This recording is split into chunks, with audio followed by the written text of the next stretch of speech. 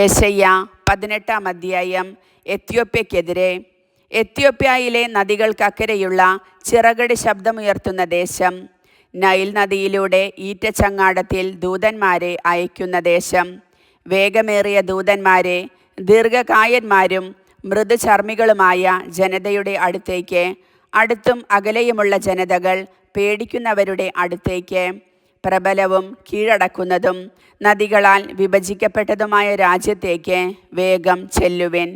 ഭൂവാസികളെ, മലകളിൽ അടയാളം ഉയരുമ്പോൾ നോക്കുവിൻ, കാഹളം മുഴങ്ങുമ്പോൾ ശ്രദ്ധിക്കുവിൻ.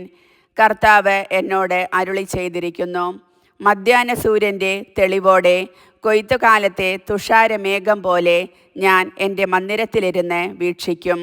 പൂക്കാലം കഴിഞ്ഞ് മുന്തിരി വിളയുന്ന സമയത്ത് വിളവെടുപ്പിന് മുൻപ് അവിടുന്ന് മുളപ്പുകളെ അരിവാൾ കൊണ്ട് മുറിച്ചു കളയും. പടർന്നു വളരുന്ന ശാഖകളെ അവിടുന്ന് വെട്ടിക്കളയും. അവ മലകളിലെ കഴുകന്മാർക്കും ഭൂമിയിലെ മൃഗങ്ങൾക്കുമായി ഉപേക്ഷിക്കപ്പെടും.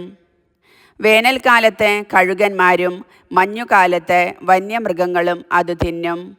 ആ സമയത്ത് ദീർഘകായന്മാരും മൃദുചർമ്മികളുമായ ജനതയിൽ നിന്ന്, അടുത്തും അകലെയുമുള്ള ജനതകൾ പേടിക്കുന്ന ജനതയിൽ നിന്ന്, പ്രബലവും കീഴടക്കുന്നതും നദികളാൽ വിഭജിക്കപ്പെടുന്നതുമായ രാജ്യത്തു നിന്ന് സൈന്യങ്ങളുടെ കർത്താവിൻ്റെ നാമം വഹിക്കുന്ന സിയോൻ മലയിലേക്ക് അവിടത്തേക്ക് കാഴ്ചകൾ കൊണ്ടുവരും.